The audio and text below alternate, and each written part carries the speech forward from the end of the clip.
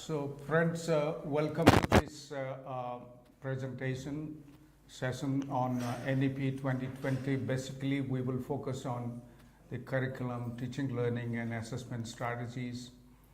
आपको सबको आप जानकारी है ये जो हमारा प्रोग्राम है ये भारत सरकार के तहत हो रहा है और यूजीसी इसको अप्रूव किया है जैसे आपको जानकारी है और आप सब लोग स्वयं में जाइएगा स्वयं में discussion forum print audio video खास करके video sir has contributed video excellent video over there and very holistic video on NEP 2020. I will say a few words about that and Hindi English में आपको हिंदी पसंद है कोशिश करेंगे कि हिंदी में भी हो और आप स्वयं में जाइएगा और उसमें प्रिंट और वीडियो को देखिए डिस्कशन फोरम में पार्टिसिपेट करिए डिस्कशन फोरम का टेस्ट और end of the programme test 15 question और 35 क्वेश्चन मल्टीपल चॉइस 100 नंबर का है 50 नंबर लेंगे तो इसमें आपका पास हो जाएगा हमें उम्मीद है आप सब लोग इसमें पास करेंगे ज़्यादा बेहतर ग्रेड लेके पास करेंगे आपको डिजिटल सर्टिफिकेट मिल जाएगा जीवन ख़त्म हो जाएगा Let us come back to this program. This program is being telecast through Swayam Prabha and this is also simultaneously telecast in YouTube. जो YouTube में है आप भी सवाल पूछिएगा और जो Swayam Prabha में है आप भी सवाल पूछिएगा. We have with us friends and a very eminent educationist, Professor K. Ramchandran, who is senior advisor in National Institute of Education Planning and Administration, NEPA University. And he started his career in 1975 to 1990 in NCERT, then shifted to UNICEF as senior program officer and senior program coordinator for almost 18 years there. And then came back and for a long time now he has been facilitating, assisting, advising NEPA. Right now he's advisor to Africa India Institute of Educational Planning and Administration. This is a new initiative by the Government of India in collaboration with the African government. The way NEPA functions, the same functions are carried forward and this is a new institute to train leaders, educational leaders in the region, African region, so many countries in Africa. So without taking much time, let me invite Professor K. Ramchandran to speak for about 20-30 minutes on this area. He, I must say that he is one of the architects of NEP 2020. The 65-page document that you see, you read, lot more is his contribution and right now with Dr. Kasturirangan he's sitting to give a shape to national curriculum framework. There are 4 kinds of national curriculum framework. One very recently has been dedicated to the nation by the Honorable Minister and the rest within school education 50% and the 3 other areas of national curriculum framework including teacher education is coming up. You can ask any question. We will appreciate if you ask any question. Please listen to his video, which is placed in the Swayam platform, which is a very, and Dr. Kasturirangan's video. Both the videos you must see. Both of them have been working harder for the NEP 2020 as well as National Curriculum Frameworks. Sir, welcome to this program. Now, the floor is yours, sir. Thank you, Professor Panda. If you had seen the video by Dr. Kasturi Rangan and the one I recorded, I don't want to repeat what was said there. Today I'll try to go more into the curriculum and other aspects. The policy talks about a few transformative initiatives as indicated earlier programs. Number 1, is moving towards a new higher education architecture, that is moving towards a multidisciplinary education institution. Second, with that, a multidisciplinary education program, especially at the undergraduate level. And at the master's level, even though there will be more focus on a specialized area, we will also have multidisciplinary aspects in terms of internship, in terms of research specialization and so on. The third aspect is very important for all faculty, autonomy to faculty and higher education institutions. What does that mean is freedom to design, teach, and assess courses based on the National Higher Education Qualification Framework. Within the overall framework of the National Higher Education Qualification Framework, we can design, teach, and assess programs in each of our college.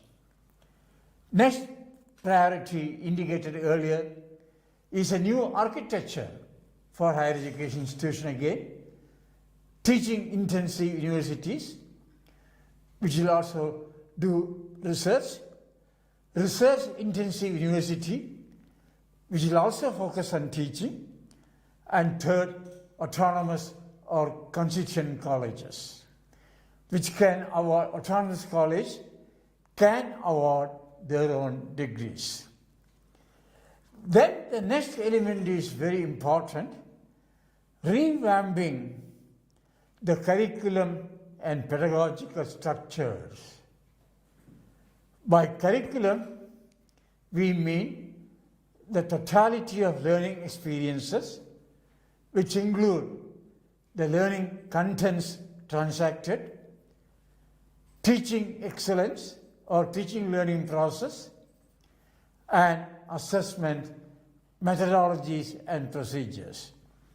This is what is envisaged through revamping curriculum and pedagogical structures.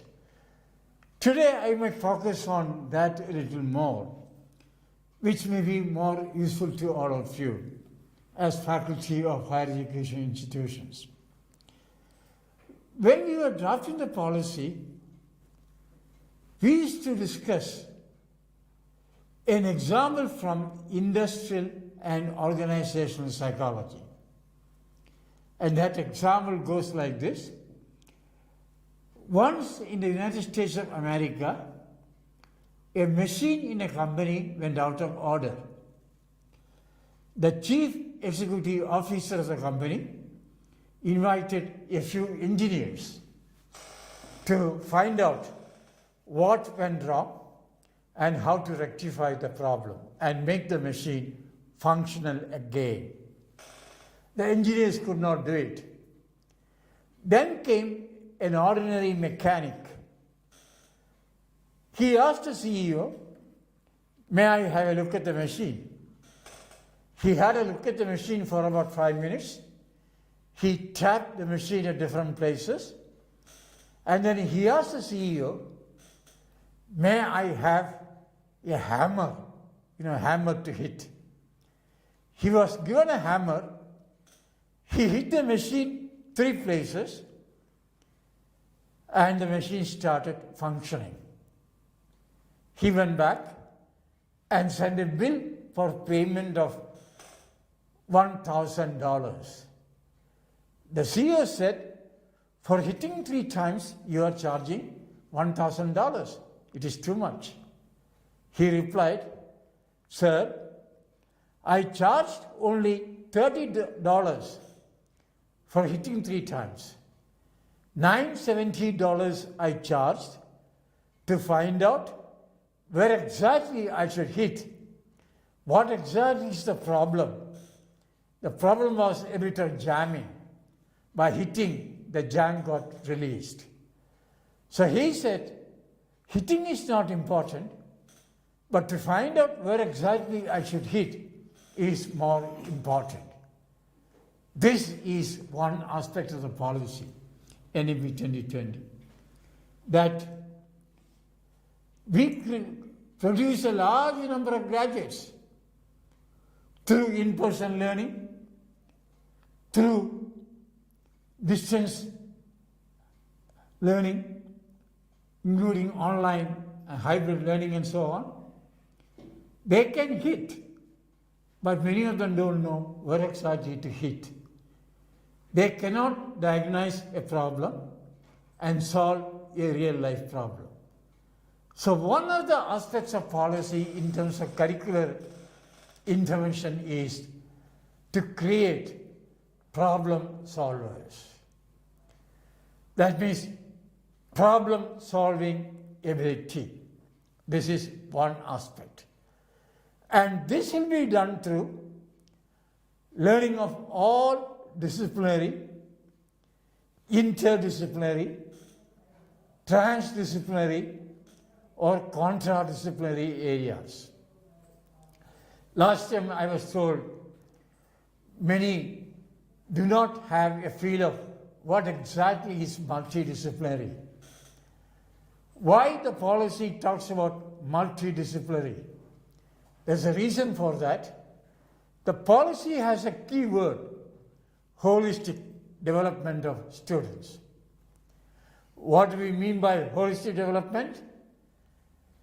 Development of human capacities related to intellectual development, aesthetic development, physical development, social development, emotional development, ethical practices, and moral development, all in an integrated form. If you want development of all human capacities, it cannot be developed through only learning one subject area. We will need knowledge and skills related to many subject areas. That is the idea of a multidisciplinary education. You might say, my college is multidisciplinary because we have departments of chemistry, department of economics, department of the arts, and so on. That doesn't make it multidisciplinary. Multidisciplinary institution means that a student is given opportunity to take up courses across various disciplinary areas or interdisciplinary areas like women's studies, biotechnology, and so on. That means, in addition to getting specialized in an area with a 60 credit program, a student may also undergo 2 minors, maybe 24 credits each for a 3-year undergrad program. And if you opt for physics, the minor could be music, the other minor could be a vocational program. We encourage every student to opt for a vocational education program because the policy envisages 50% of students to be enrolled in a vocational education program during the next 10 years, during the next decade.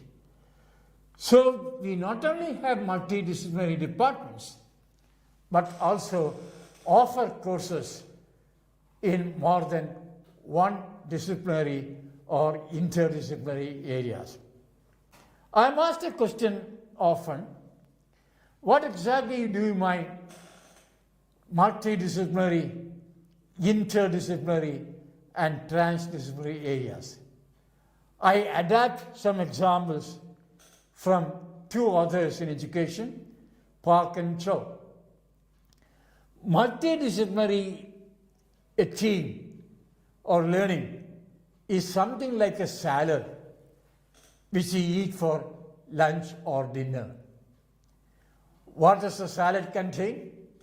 It contains cucumber, tomato, capsicum, carrot, and so on.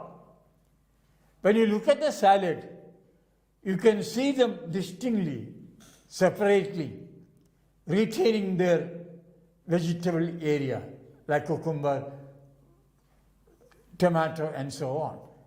But together, as a team, they make the taste of salad. Similarly, in education, you may have major in physics, But you also want to learn something of marketing or financial modeling. You may take economics as a minor. You also want to develop aesthetically. You may opt for visual art or a performing art like music, drama, and so on. Then it becomes a multidisciplinary team. So that is what the policy envisages. Why does it? Because to ensure holistic development of every student, which needs multidisciplinary approach. Second, the term interdisciplinary. It is something like dal tadka or sambar or stew when you eat idli or dosa or appam and so on. You cannot distinguish the ingredients of gravy in sambar or dal tadka or dal makhani and so on. They gel together to make a taste. This is interdisciplinary. Like women's studies, you will talk about women's development, psychological aspects, statistical part in women's studies and so on. They together make what you call women's studies. Once when I went to a financial modeling discussion in New York, when I entered, I found 3 groups of expertise in the room. 4 economics experts, 4 experts in physics, 4 experts in computer design. Computer design, not just programming. I told them I understand the importance of economists, computer designers for designing financial model. What would these physics people do here? They explained to me the Brownian motion in physics. Using that, we can explain financial volatility. So to design a financial model, we used a group, a multidisciplinary team. When they design the model becomes an interdisciplinary. You can't distinguish between what exactly is physics in it, what exactly is chemistry in it or economics in it, what exactly is computer science in it. That is what we call interdisciplinary. Transdisciplinary, as example, it is something like a cake. When you eat a cake, you cannot distinguish between the ingredients at all. They all join together and give the taste of a cake. That means many disciplines join together to seek solutions to a real life problem. In Bengaluru, we have a transdisciplinary university where problems are looked at in a holistic way and seek solutions to the problem without looking at each discipline and boundary of discipline. A new term has come, which is something like multidisciplinary, contradisciplinary, which means you take study of disciplinary areas which are distinctly different, like physics together with music, visual art, together with hospitality, hotel management, and so on. Distinctly different, but together they enhance the breadth of knowledge of a student. So what the policy is talking about, both breadth and depth of studies. That makes a person distinctly different from other areas. A policy talks about, long back, we used to have kalas. A person who mastered 64 kalas was considered as a holistic person.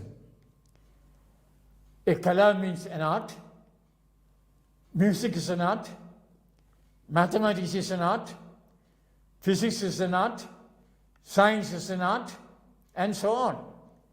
So if you and I master many kalas, we move towards becoming a holistic personality. Now let me come back next. The second important aspect for you and I is to enable a student to be what you call a critical thinker. For instance, a state government or central government presents budget, annual budget.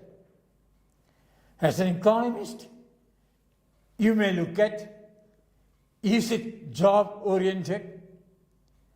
Will it lead to jobless growth, cultureless growth, environmentalist growth? That is a critical analysis, a critical thinker. That's the kind of thing we look at it. The third aspect is we want to promote creative thinkers.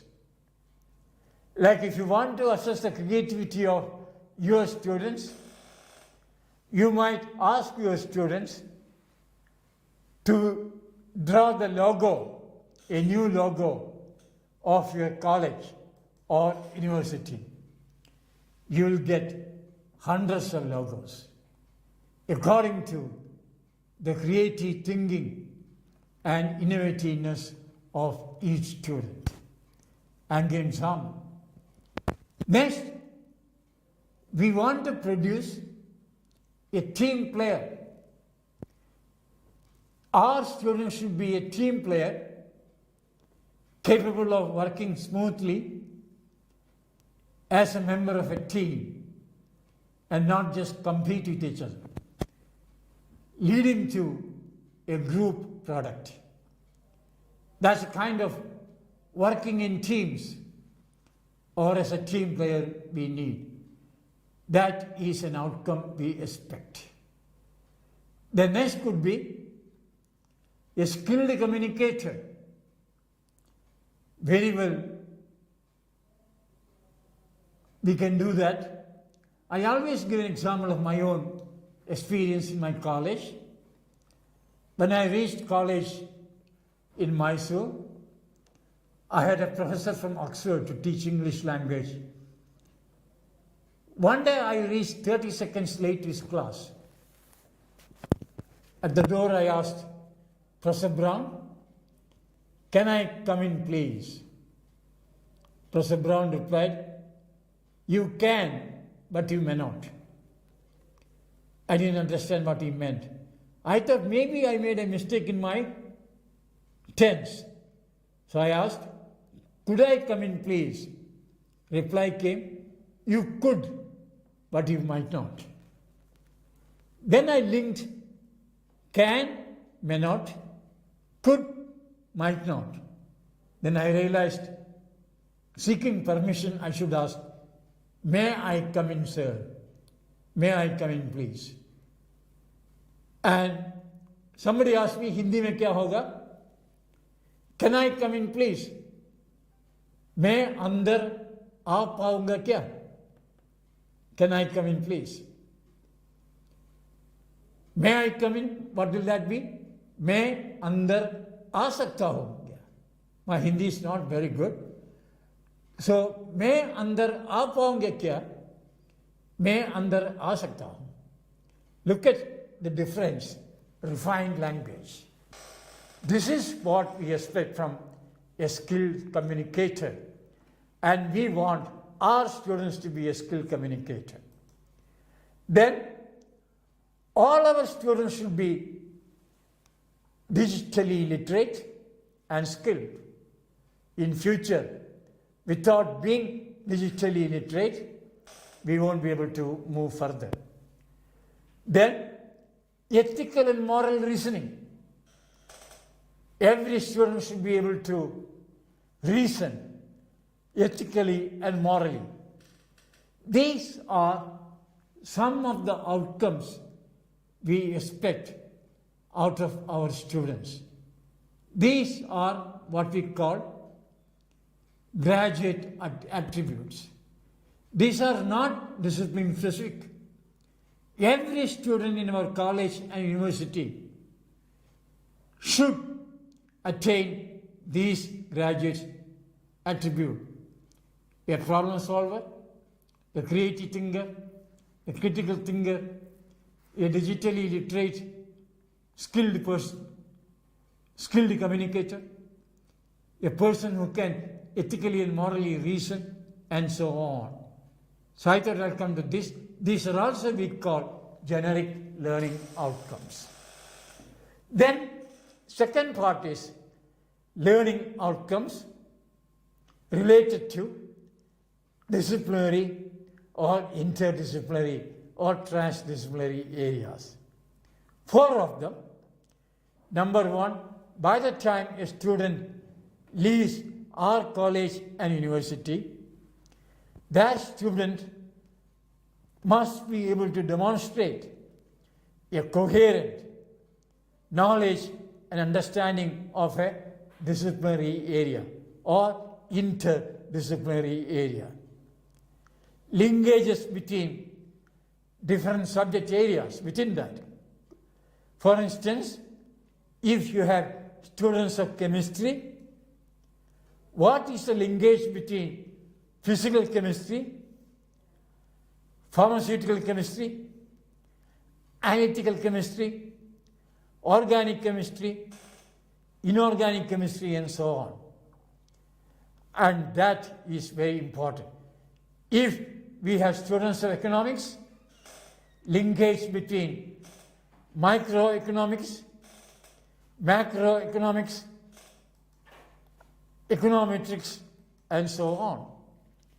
If you're talking about physics student or art student, linkage between music and drama, visual art and performing art, how we can do that is the question.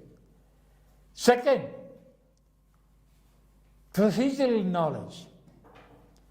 If you want to be an economist, what knowledge should our students have it? If they want to be a teacher, what knowledge should the person have? If you want to be a construction engineer, what knowledge should student acquire? Third aspect is what you call skills related to the chosen field of study. Skills. If you talk about construction engineering, skills required to build a bridge and the building should not collapse. That is a skill we are talking. Lastly, application. Can we enable our students to apply what they had learned in relation to a subject? So, 4 aspects related to disciplinary, interdisciplinary, or transdisciplinary areas. 1, knowledge aspect. 2nd, procedural aspect. 3rd, skill related to that area. 4, application. Can we ensure our students attain these things? That is why the policy is not talking about outcome-based approach to education. What I indicated are the key learning outcomes. So you and I should be designing teaching learning process to ensure acquisition of these learning outcomes, to demonstrate the expected graduate attributes like problem solver, critical thinker, creative thinker, and so on. This brings a change in the role of faculty.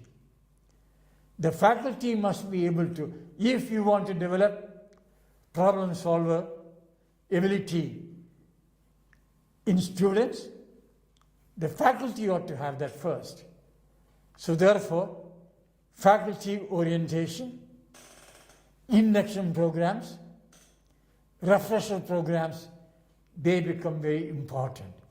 The purpose of this program is also related to that. Then, multiple approaches to teaching learning process, not just one approach, multiple approaches to learning assessment. Since time is short, I am shortening it. The policy envisages assessment as learning, assessment of learning, assessment for learning.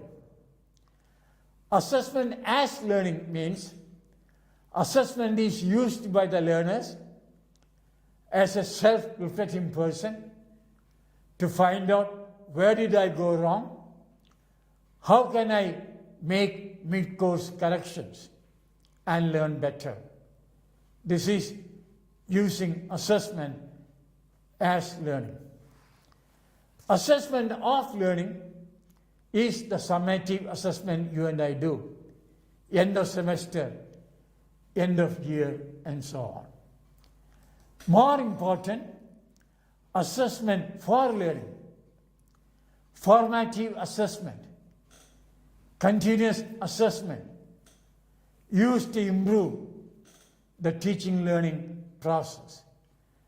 And right methodology is important for these purposes. I briefly talked about the curricular implications in terms of an outcome-based approach to education as envisaged in the policy. If you look at paragraph 4.23, there are 18 skills indicated in that policy document. Some of them I explained.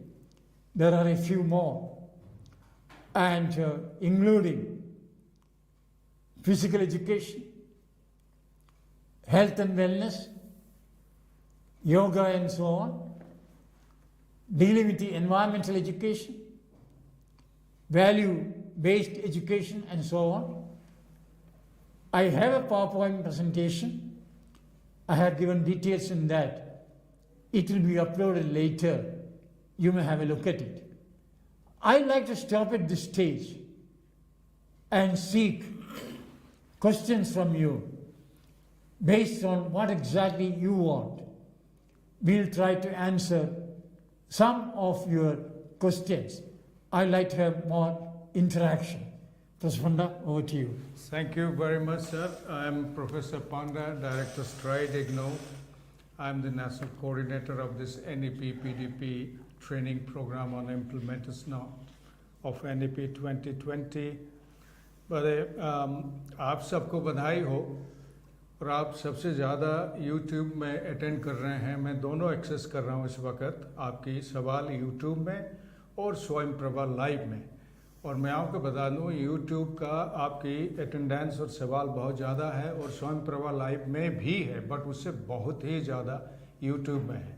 और आप अपने designation सभी चीज़ें लिखे हैं तो उससे अंदाज़ा लगता है almost 99% of you are teachers.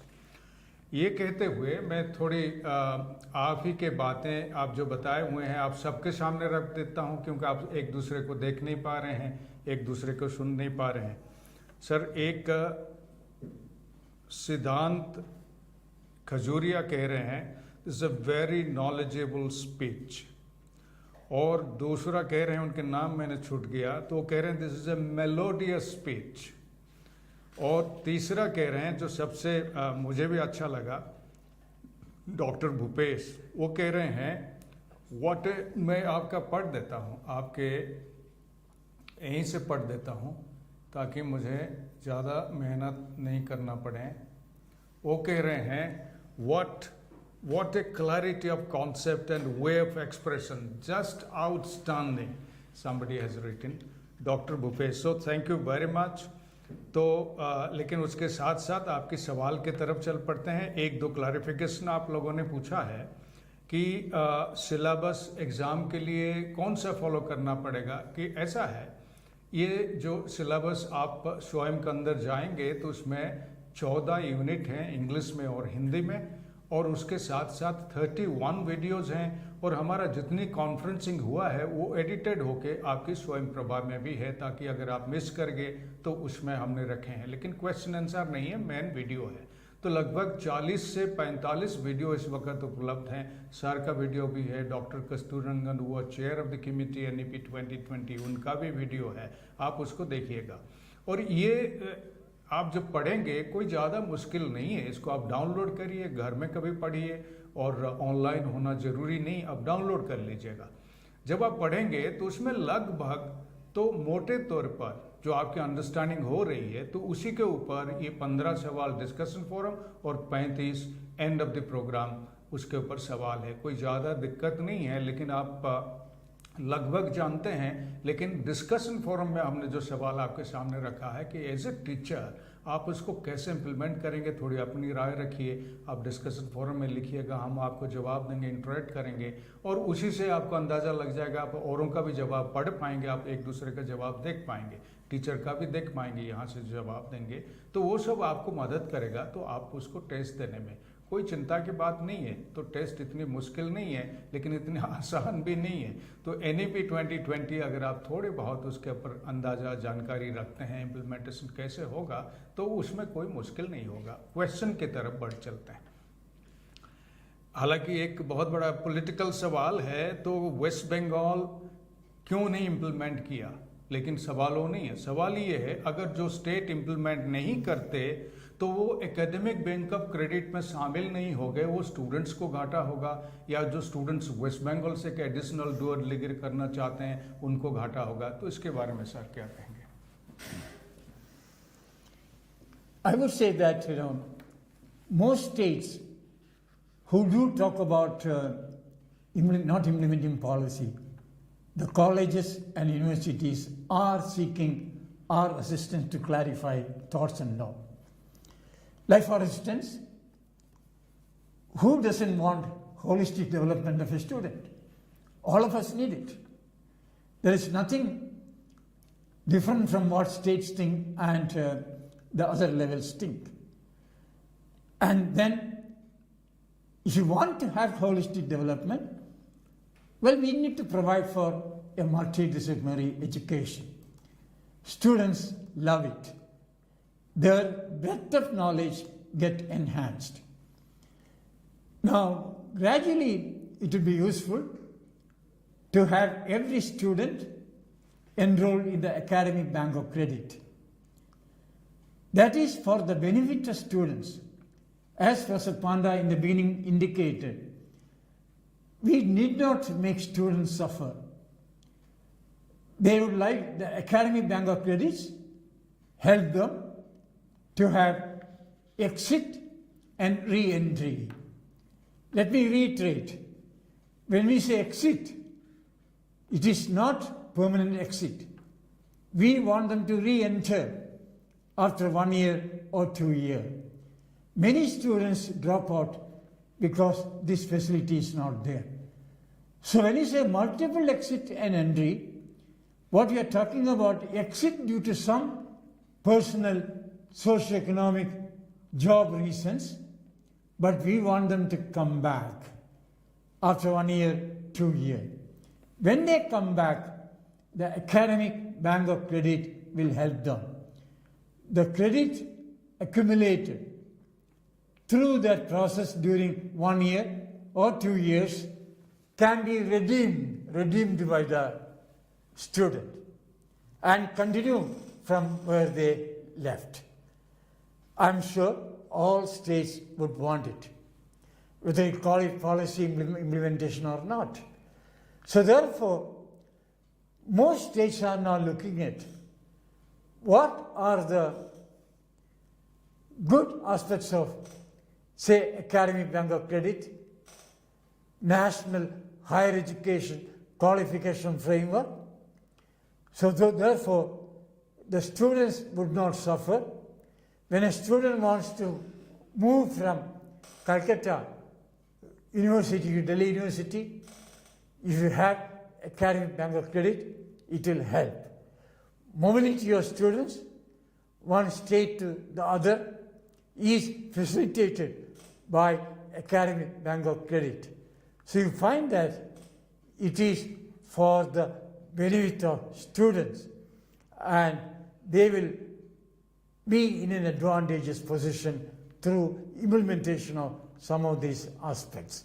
So I think we look at the interest and advantages of students, and gradually it will enhance student mobility from one university to the other, from one college to the other college.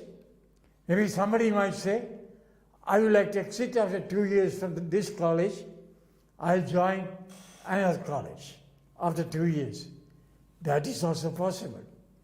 So this is the advantage of some of the benchmarks set up at the national level.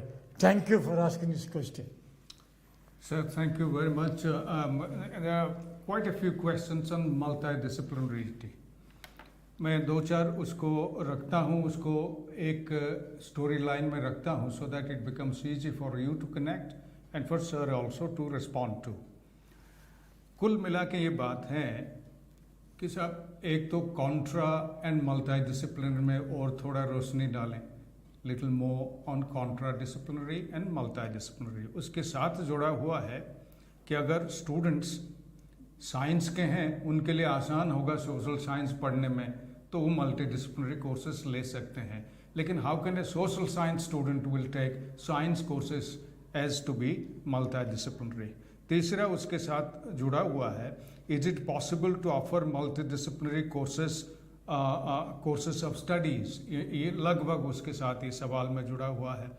चौथा उसके साथ जुड़ा हुआ है courses internet में OER ये तमाम में उपलब्ध हैं. वो कोर्सेज को अगर हम लेंगे तो उसको मल्टी डिसिप्लिनरी किस तरह हम करेंगे. और फाइनली कि multidiscipline higher education institution जो है, तो वो मल्टी डिसिप्लिनरी इंस्टीट्यूशन बनना जरूरी है. वो कैसे बनेंगे ताकि मल्टी डिसिप्लिनरी चले. Thank you. It's a very important question.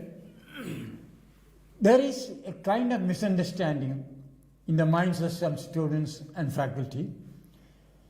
If we go in for multidisciplinary, does it mean jack of all and master of none?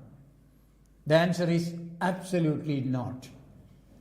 The policy very clearly says you will have a study in depth in one area or two areas of specialization, like physics, chemistry, economics, and so on.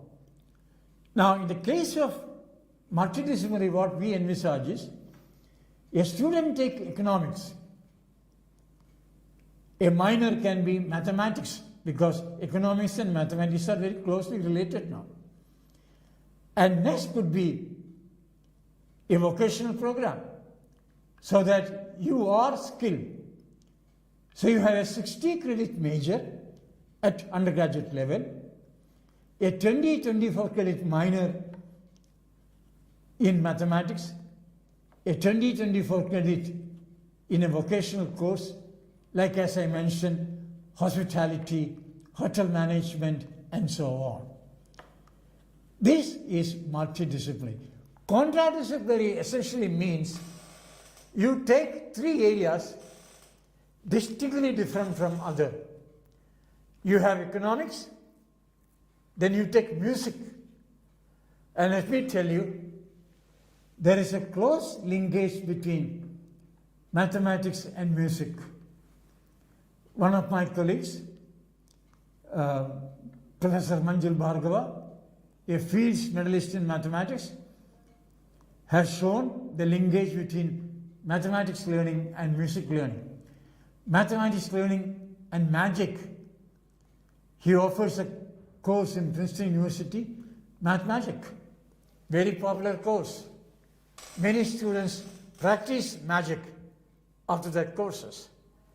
That's the kind of thing we are talking contradisciplinary.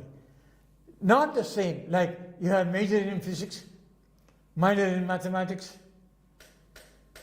There is linkage. So courses which are not having direct linkages, like mathematics and music and so on.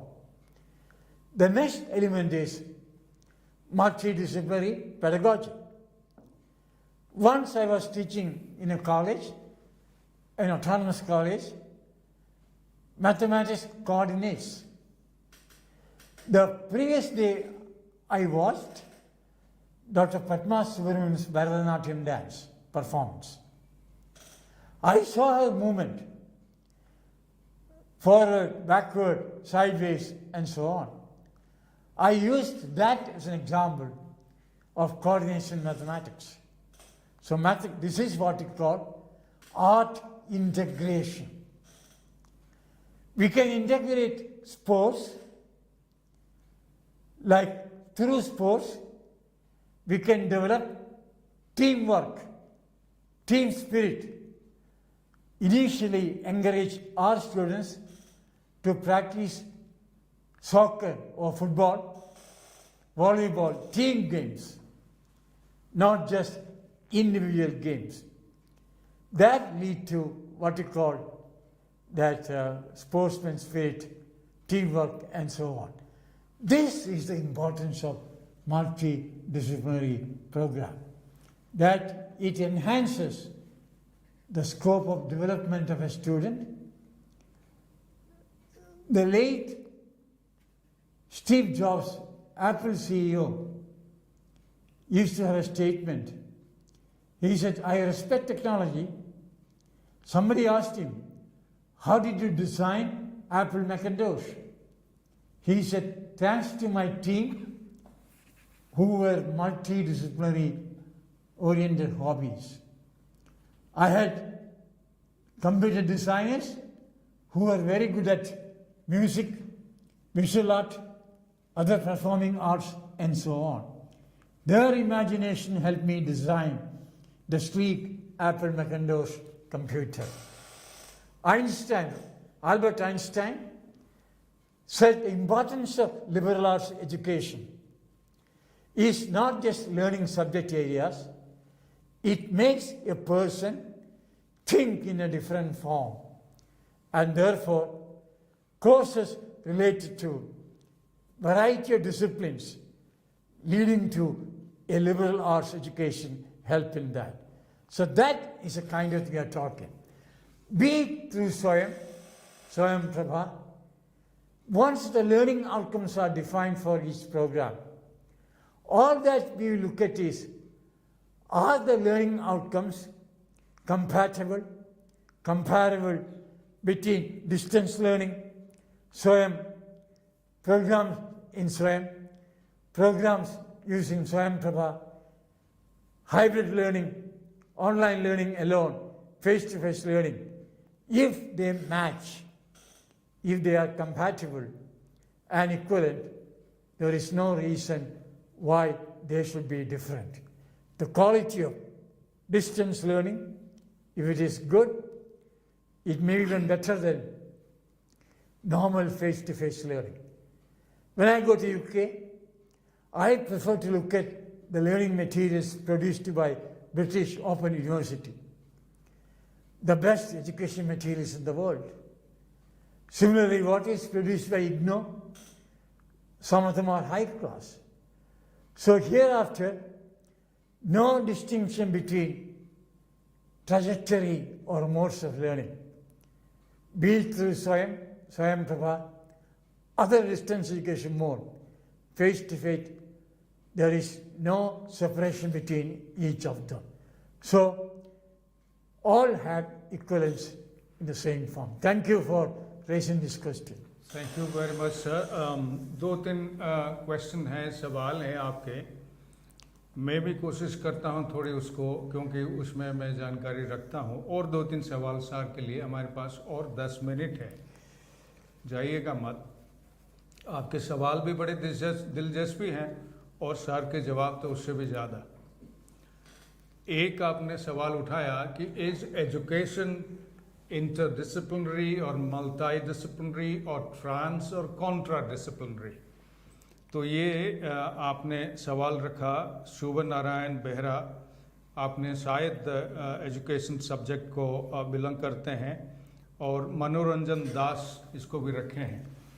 आपकी जानकारी के लिए, as a student of education myself, I must say that जो ज़रूरतें होती हैं अपनी आप को, एजुकेशन एज ए डिसिप्लिन, आप आर्गू करते हैं, बहुत बड़ा लंबा चौड़ा आर्गूमेंट है, और इसमें किताब निपा का भी निकल रहा है, उसमें मेरा एक चैप्टर है education as a discipline, that is on teacher education, शायद सेज से निकलेगा, तो जल्दी निकलेगा। तो उसके जो आर्गूमेंट्स हैं कि एजुकेशन एज ए डिसिप्लिन आप मानते हैं, मानिएगा। I am a student of education, I am not from BEd और एमएड और टीचर प्रोफेशनल डेवलपमेंट, मैं मानता हूँ this is a discipline, but लेकिन उसके साथ साथ कि एजुकेशन की जो तमाम कॉग्निटिव डिसिप्लिन्स का जिसका आप मदद लेते हैं, तो एजुकेशन बिकम्स इंटरडिसिप्लिनरी। उसके अलावा एजुकेशन चल नहीं सकता। दूसरे सब्जेक्ट आप बगैर इंटरडिसिप्लिनरी होते हुए पढ़ा सकते हैं, लेकिन स्टूडेंट की समझ कम होगी अगर इंटरडिसिप्लिनरी हो, ज़्यादा होगी। मल्टी डिसिप्लिनरी हो, समझ तो बढ़ेगी ही, वर्ल्ड व्यू बढ़ेगी, उसके साथ साथ उसकी एम्प्लॉयबिलिटी बढ़ेगी, उसकी इंटीग्रेटेड पर्सनालिटी बढ़ेगी। सो एजुकेशन को मल्टी डिसिप्लिनरी करने के लिए, जैसे और सब्जेक्ट है तो उसको एजुकेशन को भी आप मल्टी डिसिप्लिनरी के तहत रख सकते हैं। लेकिन उसके साथ और एक सवाल जुड़ा हुआ है। रिजवान खान साहब कह रहे हैं, अगर आप खान साहब आप अलीगढ़ से हो, मेरे दोस्त हो, तो अगर आप वही हो तो आपकी सवाल भी रखता हूँ कि आप तो प्रोफेसर हो, डीन हो। Sir, what is the policy to convert higher education institutions into multi disciplinary institutions? उसके जवाब में इसमें सिर्फ इतना कहूँगा, हाल ही में यूजीसी का एक कमेटी हुआ था जिसमें मैं भी एक मेंबर था। तो our document, our report is available as guidelines to convert existing higher education institutions into multidisciplinary institutions and multidisciplinary programs। ये उसकी टाइटल है, वो यूजीसी वेबसाइट में उसको देखिए। एक दो बातें उससे मैं आपके सामने रखूँगा और आप वो डॉक्यूमेंट ज़रूर पढ़िएगा जिसमें एजुकेशन का भी जवाब होगा। पहली बात, चाहे रिसर्च यूनिवर्सिटी हो, टीचिंग यूनिवर्सिटी हो, ऑटोनोमस कॉलेज हो, जो डिग्री अवार्डिंग इंस्टीट्यूशन खुद ही हो, और फ्यूचर में ये तीन ही रहेंगे, ऐसा प्रावधान होगा। एफिलिएशन सिस्टम हट जाएगा, कॉन्स्टिट्यूएंट कॉलेज रह सकते हैं यूनिवर्सिटी के अंडर, ऐसा प्रावधान है। और हाल ही में तो आपको पता है कि इंटरनेशनल ऑर्गेनाइजेशंस, जो इंस्टीट्यूशंस हैं, जो गुजरात में उद्घाटन हुआ है, एजुकेशन स्पेशल एजुकेशन जोन जो क्रिएट हुआ है बड़ौदा में, और यहाँ राजीव गांधी एजुकेशन जोन जो दिल्ली के नॉर्थ में है, हरियाणा के एंड में, राय में जो है, तो उसमें बहुत सारे एजुकेशन संस्था आ रहे हैं, हायर एजुकेशन इंस्टीट्यूशंस बाहर की, जो यहाँ ऑफर करेंगे। सवाल ये है कि जो teaching university, research university, autonomous colleges हैं, और रिसेंटली द यूजीसी रेगुलेशन और training programmes, dual degree programmes and joint degree programmes, ये भी उपलब्ध है। इग्नू में हमने डुअल डिग्री प्रोग्राम शुरू कर दिए हैं, और कुछ संस्था अप्लाई किए हैं जॉइंट डिग्री प्रोग्राम को, जिसको यूजीसी कमेटी और भारत सरकार की कमेटी उसको देखभाल कर रहे हैं कि इसको हम आगे कैसे बढ़ाएं। ये बहुत जल्दी मेरे हिसाब से हकीकत में आ जाएगा, 2023 में हमारे सामने आ जाएगा। ये जो डॉक्यूमेंट है उसमें आप देखेंगे कि जो सिंगल मोड इंस्टीट्यूशन, या सिंगल मोड तो मैं नहीं कह सकता, जो सिंगल डिसिप्लिन इंस्टीट्यूशंस हैं, जिसको हम कहते हैं टीचर एजुकेशन में स्टैंड एलोन इंस्टीट्यूशंस, 12,000 प्लस, जिसमें से 10,000 टीचर एजुकेशन की है, वो NEP का दावा है। और मैं तो NCT का चेयरमैन रहा हूँ, मैं वाकिफ़ हूँ कि है, तो they have to be converting into multi disciplinary institutions. तो multi disciplinary colleges, multi disciplinary programmes, multi disciplinary institutions कैसे होंगे, तो उसका भी चर्चा उसमें नेशनल पॉलिसी में है। और ये डॉक्यूमेंट थोड़ा यूजीसी को देखिएगा, विस्तार रूप से आपको पता चलेगा। सो दैट सिंपली मीन्स, पहली बात कि single department institutions have to convert into multidepartment institutions, multi-departments, colleges and universities which have lot more disciplinary blindedness and strict disciplinary boundary, they have to also interact with other disciplines to become multidisciplinary। और तीसरी बात ये कहा गया है, cluster college की भी बात कहा गया है, उसको भी देखिएगा, उससे मल्टीडिसिप्लिनरिटी बढ़ता है। तीसरी बात यह कहा गया है that almost every college must have an education department to contribute to educational pedagogy, teaching and learning across disciplines, and also to make other disciplines multidisciplinary, while they will also themselves become multidisciplinary by taking from other disciplines. और document जरूर पढ़िएगा, ये जो सवाल है और थोड़े बहुत मैं आपके सामने रखा तो उसकी जवाब मिलेगी। सर दो एक और सवाल है, बड़े दिलचस्प सवाल है कि एक तो प्राइवेटाइजेशन जो हो रही हैं, प्राइवेटाइजेशन में कुछ एडमिनिस्ट्रेटिव इश्यूज हैं, तो उसमें NEP 2020 इम्प्लीमेंट करने में कोई दिक्कत तो नहीं आएगी, तो will there be any problem in doing that? एक तो सवाल उसके साथ है। उसके साथ जुड़ा हुआ है, अगर ऐसे सभी कर रहे हैं, if everybody is going towards implementing NEP 2020, what will be the skill based courses, the role of teachers, and how could it contribute to research? Thank you. Let me take the last part first. Role of teachers. There is an expanding role of teachers because of policy. Number one, the main role of teachers is to respond to the changing learner characteristics. What are these? The students who come to our college, university now were born and raised in a technology-rich environment, much better than all of us. We have to respond to their needs. Second, they will use technologies which don't exist now. We don't know what will happen to mobile phone after 5 years. That could be the major learning tool in the span of next 5 years. And our students will use it. Third, they will enter jobs which don't exist now, new jobs. Their job will be designing programs. Who thought we will have driverless car, driverless metro about 5 years, 10 years ago? Today that is a reality. Who thought robots will teach in classroom? I have seen this in China. Question comes, will robots replace a teacher? I say no, your role will change. You will not be a transmitter of knowledge as done by a robot or as can be done by a robot. You will be a designer of programs which can be used by a robot. Your role changes. So therefore, tremendous changes from role. You are already a subject expert, a pedagogy expert, and so on, an IT expert. Your role will be expanded. You will be a facilitator of learning. You will be a content designer within the National Higher Education Qualification Framework. You will be a pedagogical specialist. You will be a team player, and so on. So the role of teacher, faculty will change in future to make it in conformity with the outcome-based approach to education. This is now happening. Therefore, 10 years from now, our approaches to teaching will change drastically. We need orientation, reorientation, to adapt to skill ourselves, reskill ourselves, upgrade ourselves. And the question on private, the policy talks about very clearly what you call regulatory changes. Light but tight regulation. Light means not too many indicators, a few, but enforce them very strictly, tightly. This will be common to both public and private universities and colleges. There will be no distinction in terms of regulatory authority.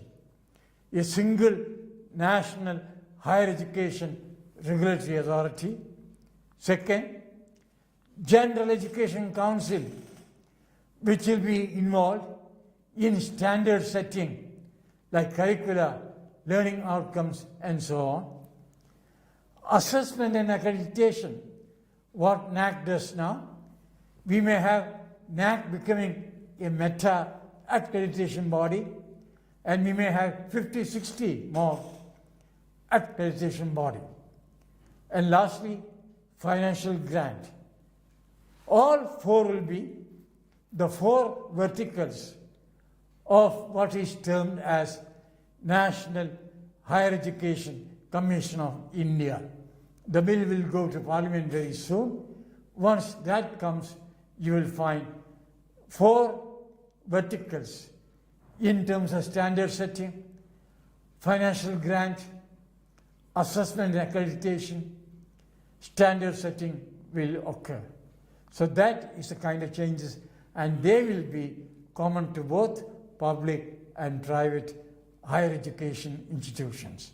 Thank you for asking this question. I am conscious about your time. So last question sir, नहीं तो आपके मन में भी रह जाएगा कि हमने सवाल पूछा था कि sir is the best person to respond to this. एक सवाल आपने रखा, very quickly सर को रिक्वेस्ट करूंगा कि उसको जवाब दें कि आपके लिए क्लैरिफिकेशन के लिए कि अगर मैं फर्स्ट ईयर पढ़ा, क्रेडिट लिया, फिर नौकरी में चला गया, फिर वापस आऊँगा, फिर ये जो चलता रहेगा इसमें कोई लिमिट है ईयर्स का? एक तो ये है सवाल। दूसरा ये है सवाल आपकी तरफ से कि साहब ये सब करने के लिए हम लोगों को काफ़ी इंफ्रास्ट्रक्चर की ज़रूरत होगा, तो उसके लिए हम सब क्या कर सकते हैं छोटे शहर में और रूरल एरियाज़ में, इसको कैसे हम एड्रेस करें? Thank you for asking this question. Very good. Now, the first part of the question, I think it was on. The Academic Bank of Credit, now, so coming and going, so is there any limit? The Academic Bank of Credit limits 7 years. Your credit accumulated would be relevant for 7 years. Why 7 years? Why not 10 years? The reason is in 7 years, the curricula of higher education programs will change. There will be modifications. There will be new programs. So the ACB set a limit of 7 years. If they come back within that period, the credit accumulated can be redeemed. So there is a time limit. So the encouragement is to students to come back as quickly as possible, maybe 2-3 years time. They will be more up to date. So 7 years time is given by the ACB in that context. If you go beyond that, then there will be an assessment in relation to the existing curricula, because it might have changed. Are they according to the relevant curricula? So that is one. The second, infrastructure. Policy has a section on student support and learning system. What we want is by 23-24, all higher education institutions being given the necessary support structure. That's what we are talking.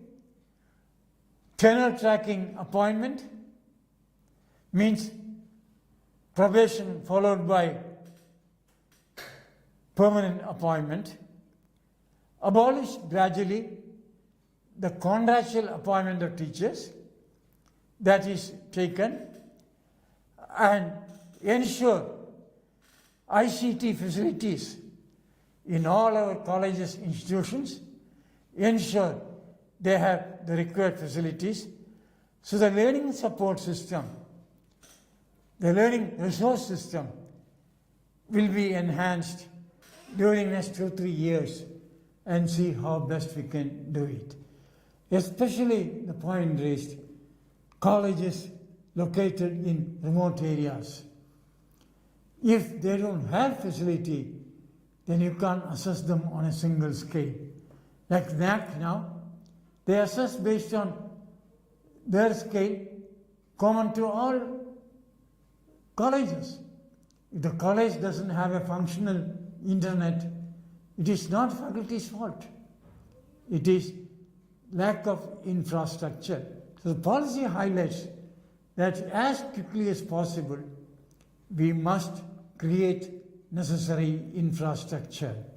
And that should be one of the high priority areas to talk about.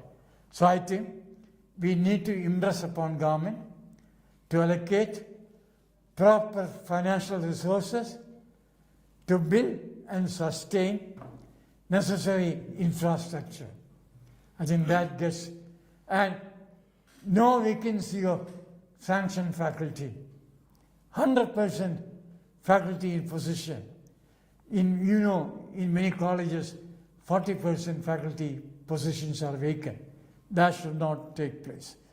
So both in terms of faculty resources, infrastructure resources, I think we need to make a solid, redoubled effort to ensure minimum essential facilities for that. Thank you for raising this question. Thank you very much, sir. This is what is referred to as creating an enabling learning environment. So that's most important. Friends, some of you have raised the question that if I've missed a few conferencing, what should I do? That at least we are trying to put at this OM platform.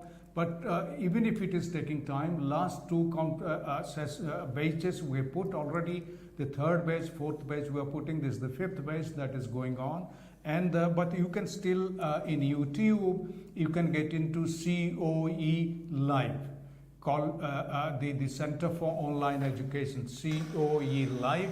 And including today's presentation, also you can repeatedly see live, which is already recorded, and now it is playing. Simultaneously, it is playing. So all these previous videos, including credit transfer, academic bank of credits that some of you have written, you can also go through. So friends, to conclude, on behalf of all of you, I must sincerely thank Professor K. Ramchandran ji, sir, who has given an interesting presentation, and some of you have reacted very nicely. I have read out, but there are so many that I could not read out, so much of appreciation.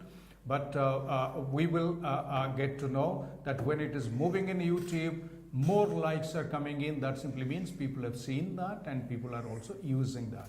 My final request to all of you friends is that please get into the SOEM platform, read the units, videos, whatever you find interesting, and then join the discussion forum and also attempt the tests. The SOEM Prava live conferencing is a part of that, but you must get into the SOEM platform. So thank you very much once again. Thank you very much for your kind attention. Thank you very much indeed.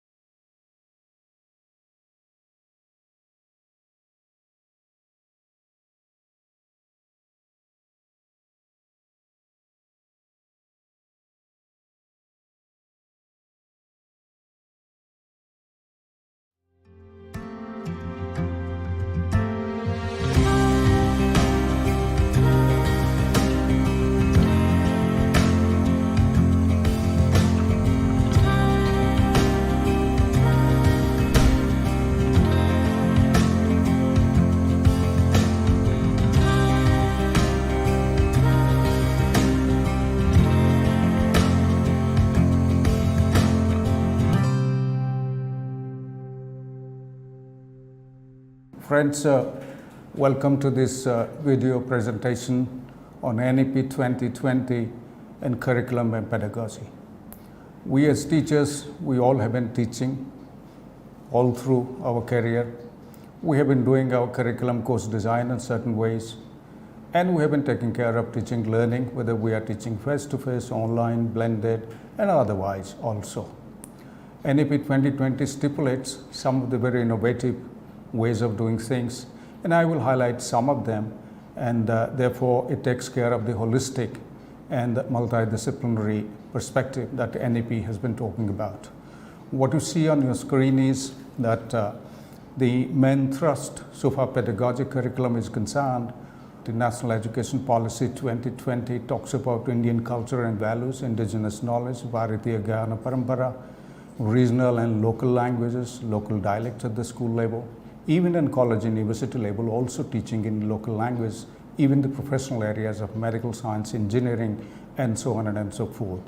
It talks about pedagogy in context, putting theory into practice, almost 50-50 formulation that 50% should be diverted towards internship as well as activities, student engagement, and practicum. Multidisciplinary, I'll talk about that, and holistic, interdisciplinary. Already the UGC has the outcome-based learning framework and graduate attributes, which we would also take into consideration. Accreditation of prior learning insofar as skill development is concerned, and transferring the skills or the credits for the skills with evidence as available towards putting in more credits and giving exemption to those credits and take towards a certificate, diploma, or degree. Skilling and employability is the major issue, which is an integral part of teaching learning process and curriculum in NEP 2020. In fact, two have been very important in NEP 2020, that a liberal arts foundation course would be compulsory across the board, including professional education, which will develop social and life skills, happiness skills, and vocational education and training or skilling and employability would become compulsory part of the curriculum across the board. Technology-enabled learning is the issue that NEP is talking about, to tell into the mainstream of teaching and learning rather than keeping it as supplementary or complementary. It should be integrated into our teaching learning process. Whether you are teaching face-to-face, distance, online, or blended, these 5 areas that I have listed, they would be extremely useful to consider in designing the curriculum and courses, as also designing teaching learning strategies, including assessment strategies. How do you transmit knowledge? How do you provide information? How to ensure interaction and negotiation of meaning, individual creation of meaning, and development of values, and so on and so forth, collaboration for sharing values and mutual respect, and development of positive attitude towards life and society and teaching learning contexts. How to put our own understanding into a reflective practice that reflects on own action and reflects on inaction while doing and after doing, which is a very powerful strategy to develop higher order learning, and how to ensure in our assessment strategies that assimilation has really taken place. There can be 3 kinds of curriculum design. We have been more dominated by subject-centered design largely, but there are institutions, professional institutions and otherwise, they have gone beyond that, beyond the subject-centered, subject matter and discipline-based teaching and learning to more learner-centered, individual learner, learning style-oriented, and problem-centered teaching and learning. This problem-centered and project-based learning, including portfolios, have been brought forward to the mainstream of teaching learning insofar as NEP's recommendations are concerned. What you see is 3 kinds of delivery strategy that we can combine and allocate our credit hours, that some of the credit hours we can divert towards self-learning with guided mentoring, some for face-to-face learning, and face-to-face learning should be more towards hands-on experiences, practicum, interaction, engagement, internship, and online collaborative learning could be collaborative projects, which can be project-based learning or problem-based learning or even case-based learning. These 3 need to be judiciously combined, whether one is teaching face-to-face, distance, online, or even blended. And this should be called as blended teaching and learning.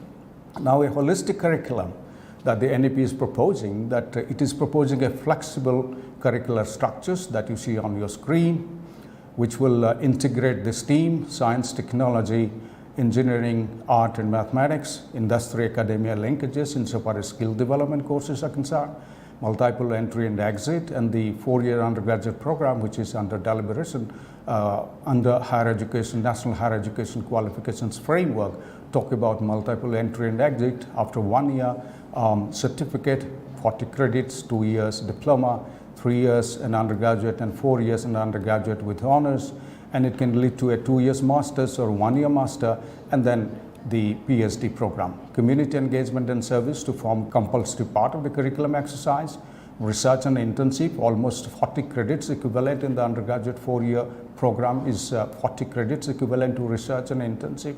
Environment and value-based education, Indian language, culture and art, skilling and employability, and multidisciplinary and holistic education, meaning thereby that the students would be allowed to take courses from other disciplines of their choice, depending on their requirement, their needs, and their choice.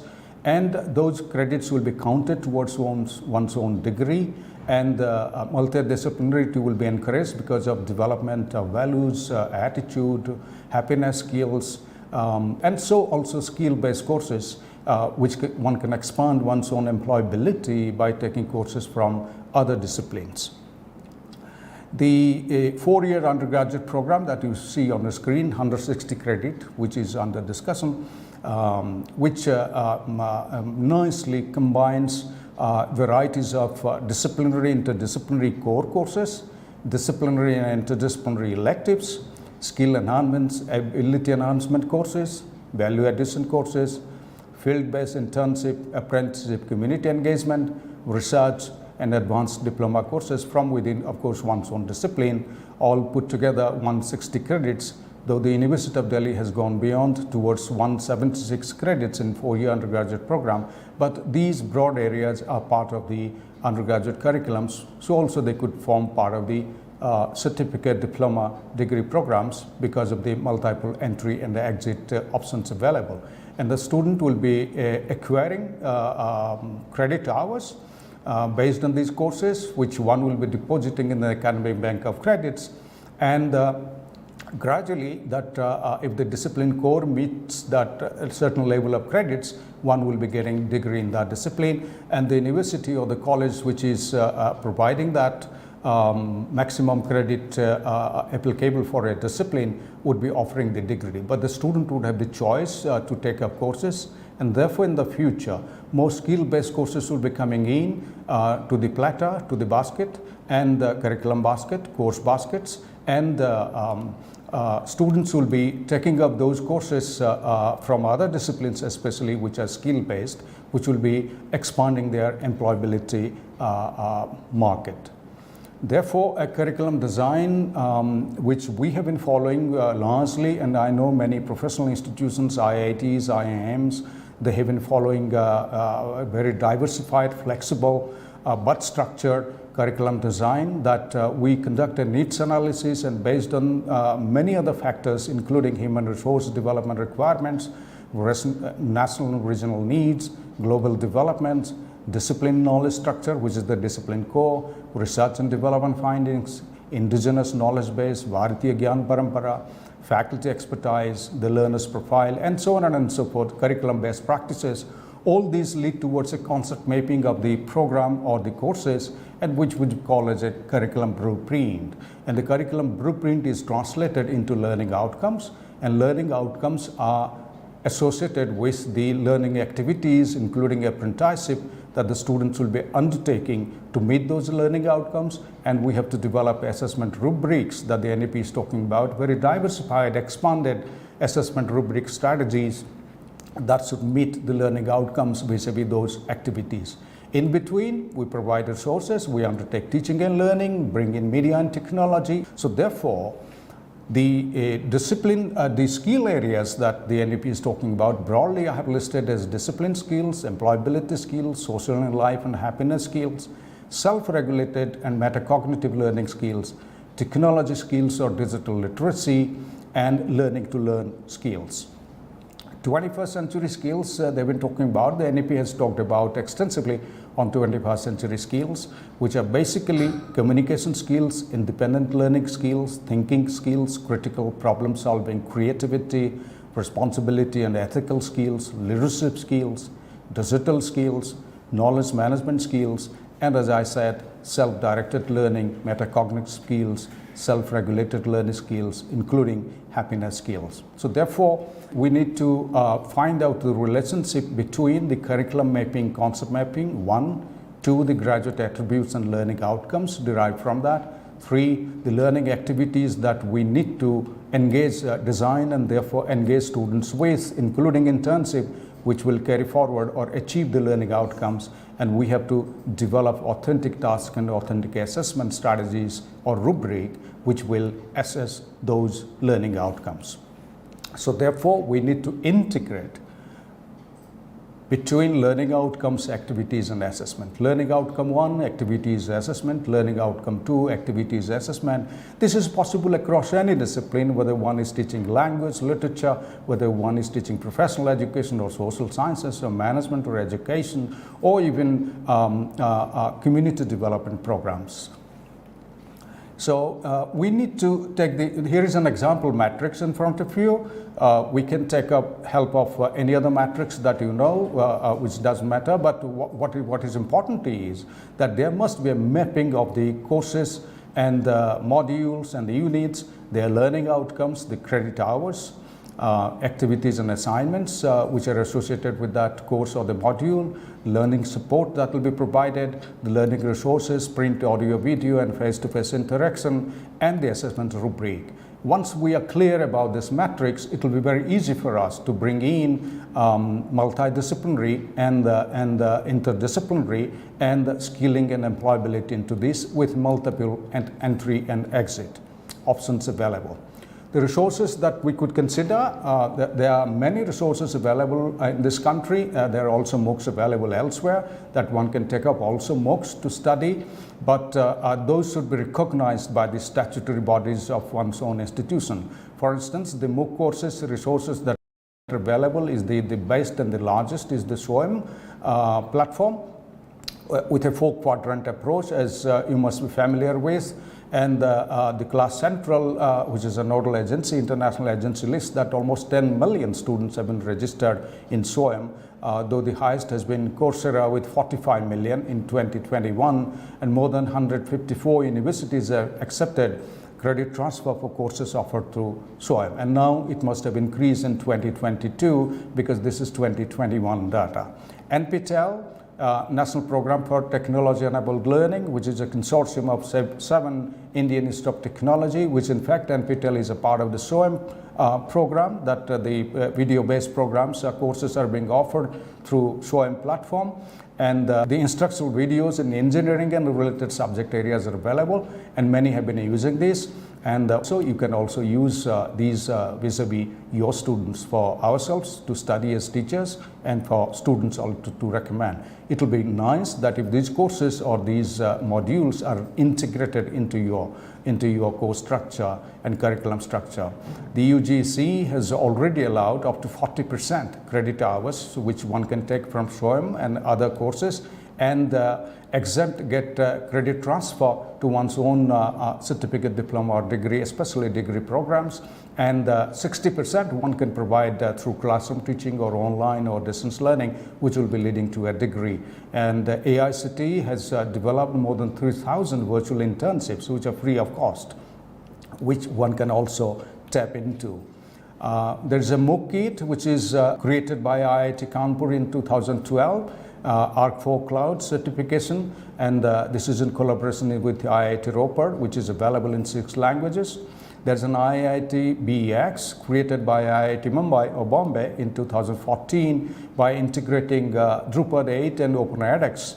And this has got 4 kinds of MOOCs available which you can use: EduMOOCs, Skill MOOCs, Tech MOOCs, and Live MOOCs. IIT Bangalore has created in 2014 which is called IIMBX. It offers MOOCs courses in various areas of management sciences. AG MOOCs, which is an agriculture MOOCs, which was created in 2015 by IIT Kanpur, Commonwealth of Learning, IIM Kolkata, and the University of Agriculture Sciences, Raichur. And the MOOCs platform is offering agricultural education to students, and with joint certification by IIT Kanpur and the Commonwealth of Learning.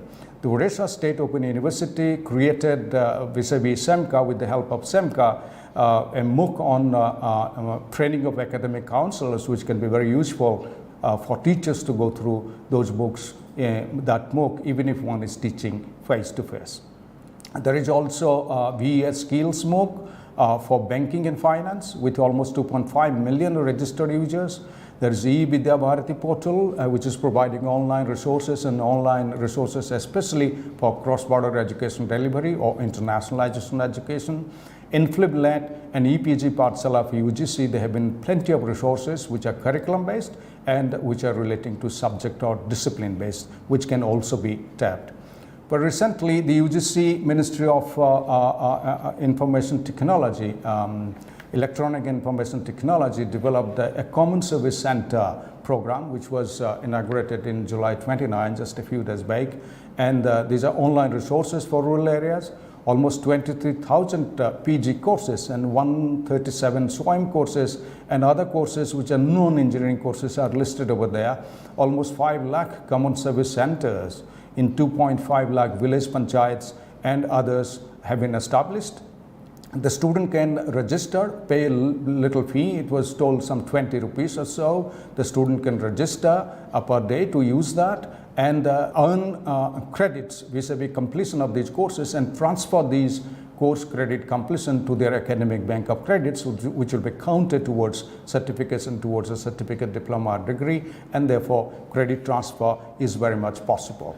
So friends, I would submit one thing to you, that skill development and employability has been a major priority across disciplines vis-a-vis the NEP 2020 to enhance the ability of the graduates for self-employment or even employment in the public and private sector, including NGOs and international organizations.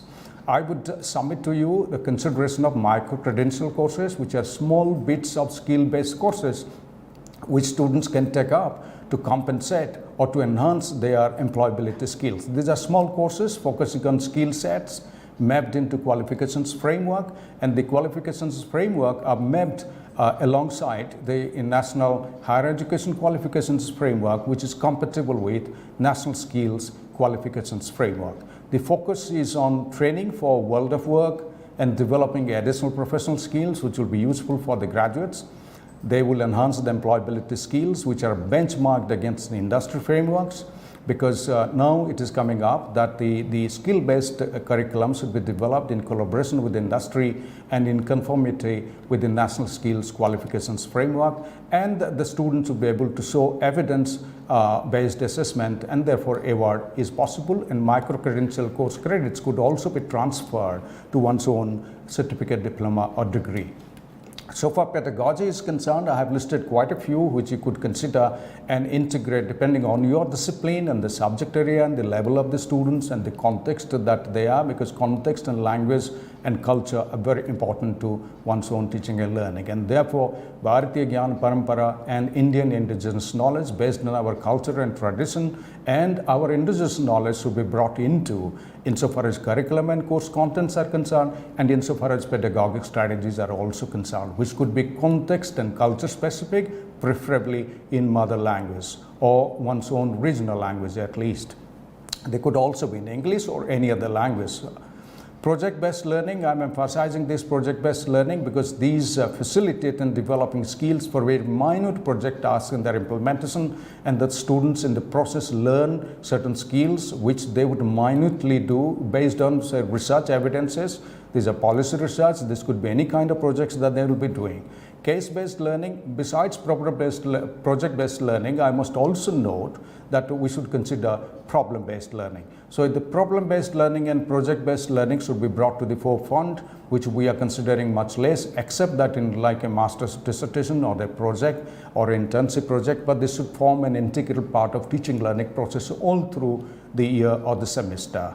Case-based learning, working on a case or a problem with guided inquiry, with mentoring support provided by the teacher, and collaborative learning and teamwork and experience sharing, which the students can undertake. They would learn higher order skills based on these.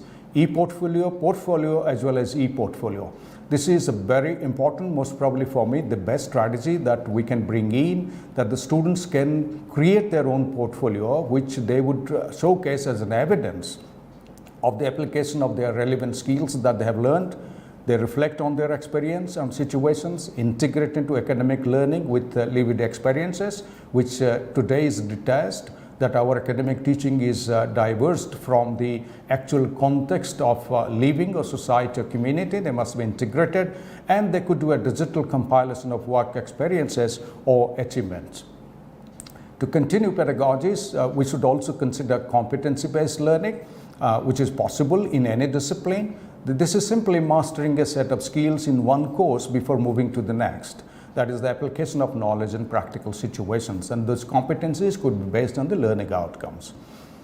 Conversational learning or learning through dialogue, which is very much possible online. I have brought in, say for instance, an online model or any proprietary LMS platform discussion forum interaction where collaboration, reflection, experimentation, active engagement by sharing application in local context is very much possible, because the students will bring in their experiences from their local context, which other students will get enriched. So combining theory and skills, and combining theory and skills on the one hand, and the lived experiences of the students bringing the experiences from their own context. This will be very enriching insofar as collaborative learning, cooperative learning is concerned. Finally, I have listed self-regulated learning and metacognitive learning, which we must consider very seriously, that the students would be taking charge of their own learning, facilitated by the teacher. That the students would, teacher's responsibility would be to develop the skills and competencies of the students, that they will take charge of their learning. They will set goals, they will manage their time, they will decide what help is needed, they will search resources, choose learning strategies, their own learning strategies suitable to them, reflect on them, evaluate their learning outcomes. Meaning thereby that the students will take full control of their learning, they will monitor their own progress, and they will focus on learning outcomes. All the process is facilitated and mentored by the teacher. What you see on your screen is a representation, collation of the learning outcomes, starting from knowledge, understanding till creativity level, and finally the constructivist learning, that the students' engagement with the context and learning the way one would like to learn or one is proficient to learn. So depending on one's own ability, that the learning task will be designed and context would be provided to the students, that they will best engage efficiently and effectively in that process of learning. Knowledge could be multiple choice questions, understanding, oral examination, poster presentation, application through case study, analysis, course essays. Essays are very important in teaching and learning besides multiple choice tests. Creativity by project-based learning and problem-based learning, which I have already talked about. And constructivist learning, for me, would be best possible. In fact, the research says it is best possible through developing portfolios, including e-portfolios. So finally, to conclude, friends, that I will spend a few seconds on portfolios, different kinds of portfolios that we can bring forward to our learning, including school-level learning as well as college and university learning across the board, social sciences, humanities, commerce and management, and education, other community development courses, so also professional courses of engineering, medicine, pharmacy, and so on, and architecture. Developmental portfolios, which are very much subject-specific portfolios. Planning portfolio, which is an entry-level early ability mapping of the students, that the students, you could call them as prior knowledge assessment or something like that. A proficiency portfolio, the graduate attributes and the outcomes, learning outcomes, which are joined together in a learning journal or a diary or called a portfolio. Showcase portfolio, the evidence which can collect and collate the best of the works of the students and the graduates. Employability portfolio, that the ability, the readiness and ability of the students to do a particular job or work or a varieties of work contexts.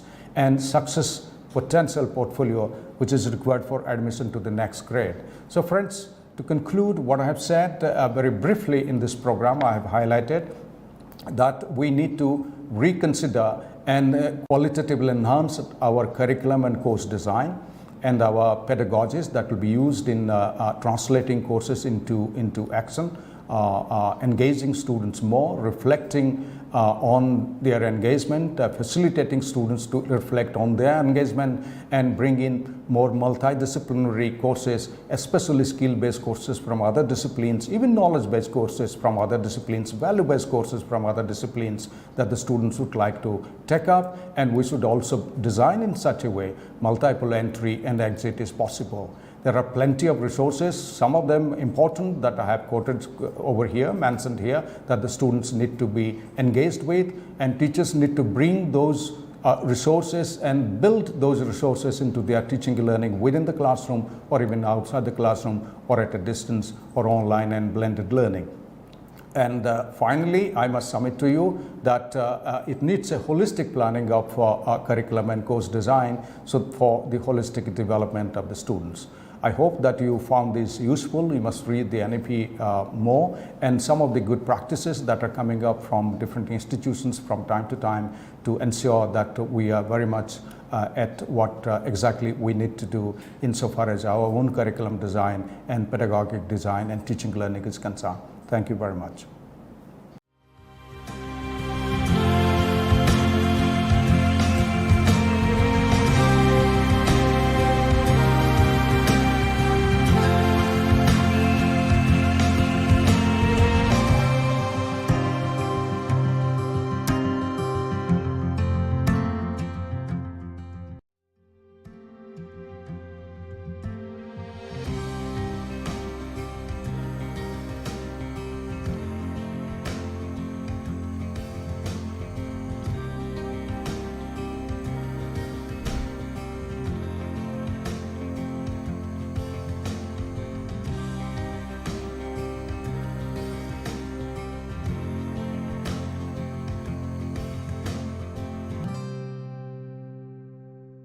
Welcome learners.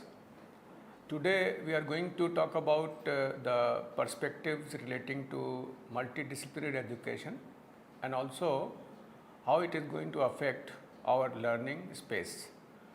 For me, I am currently working as director of this institute, which you could see from this visual, and this was one of the first inter-university center to look at the fundamental question that what is the building block of matter. So this is one such center which started exploring the possibilities in nuclear sciences, but later on we realized that this can be used for multi-dimensional aspects, and now the name of this center is changed to Inter-University Accelerator Center. So when I talk about the evolution of Indian higher education, if you go back to the 5th or 6th century, to 5th century AD, there was Takshila, and this Takshila was established in Gandhar, which is now in Pakistan. The Vedas and also the 18 arts, which included skills such as archery, hunting and elephant lore, they were taught in these school of learnings, law schools, medical school and school of military science. The Ayurvedic healer Charak, he studied at Takshila. Arthashastra by Chanakya, Kautilya was also composed at Takshila. It is not me, but you can see it from Wikipedia. The University of Nalanda, which was during the 5th century to 12th century in India, it has the greatest achievement of ancient period in the field of education. It was one of the world's first residential universities, and about 10,000 students, 2,000 teachers, they were on the campus, and the faculty-student ratio is unimaginable. It was 1:5. The library was a 9-storied building, and meticulous copies of texts were produced and preserved in this library. Students in those days, they studied science, astronomy, medicine and logic. as diligently as they applied themselves to metaphysics, philosophy, Sankhya, Yoga Shastra, the Vedas, and the scriptures of Buddhism. Likewise, they also studied the foreign policy philosophy, transcending the ethnic and national boundaries, and because of that, that seat of learning attracted pupils and scholars from Korea, Japan, China, Tibet, Indonesia, Persia, Turkey, and other parts of the globe. Nalanda represents the concept of university of the ancient period, and somehow we missed. Very recently, when we started setting up the modern universities, after a large gap of 600 years, when this Nalanda University was destroyed, or you can say after the University of Bologna in Italy in 1088, after 769 years, we started setting up the seat of learnings, the modern universities, Bombay, Calcutta, Madras, and they were all founded in 1857. And then the fourth modern university, University of Allahabad, it was set up in 1887. And I am proud alumnus of this university, which was known as Oxford of the East.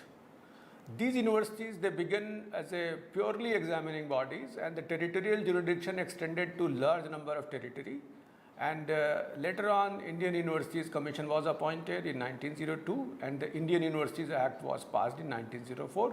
For example, University of Allahabad, it was under central governance, then it became state university, and again it has been reincorporated at central university.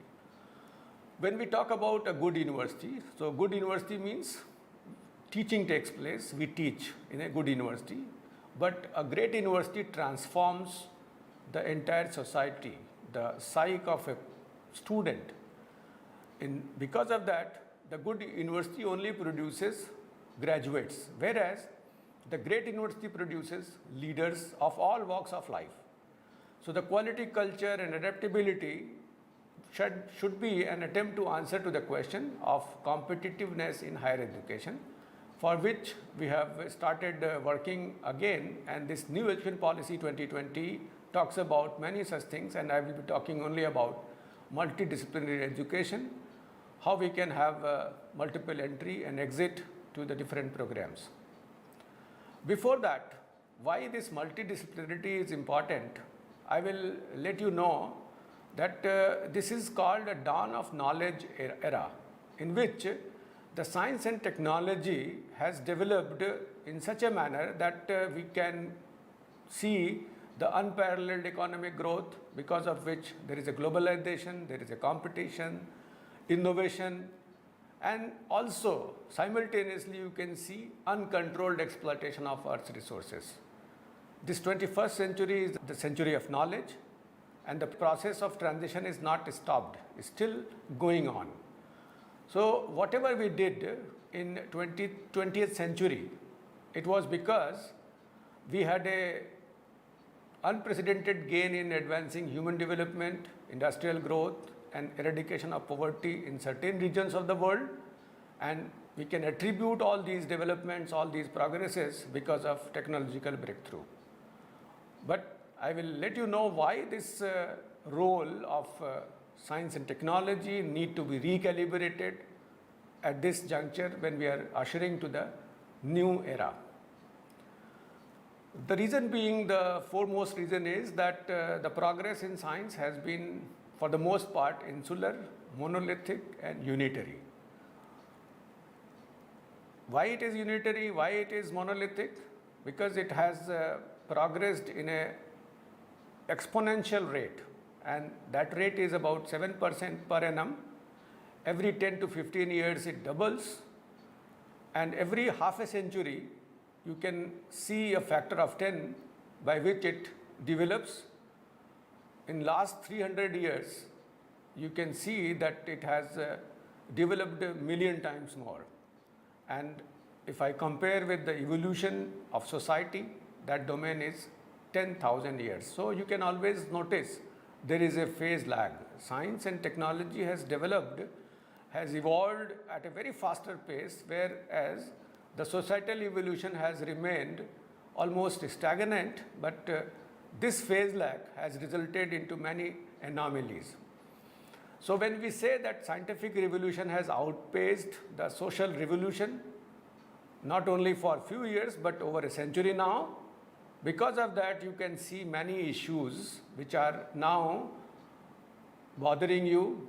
Maybe it is environment, energy, health, natural hazards, the species are getting extinct, the unsustainability which is in your consumption, and also because all these things you can see that inequalities are growing.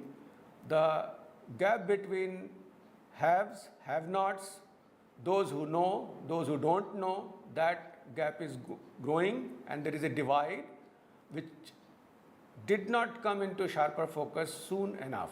And because of that, the paradox of our time is that despite the fact that we have spectacularly advanced in science and technology, the economic progress is unprecedented, we have improved in the quality of life, the inequalities which have grown up, because of which the knowledge divide is there, and because of that you can see many of the part of the world is troubled.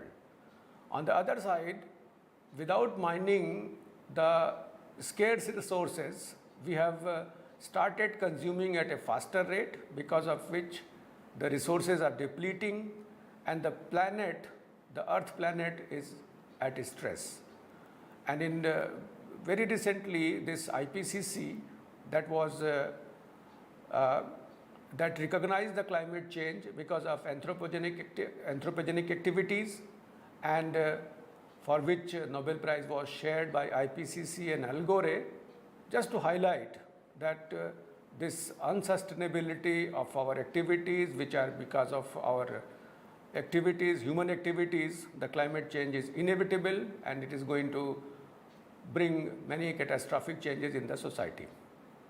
This is one such example. If you visit any part of the country, you will find the water bodies which are at distress.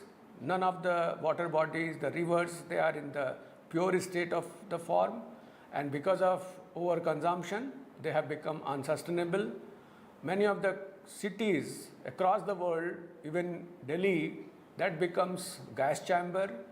It is difficult to survive in those days when the humidity and also this fume, the gas exhausts keep people bothered. The air quality becomes poorer, and sometimes it also helps many such problems which are due to this. So what we call, these are the effluents of the effluent.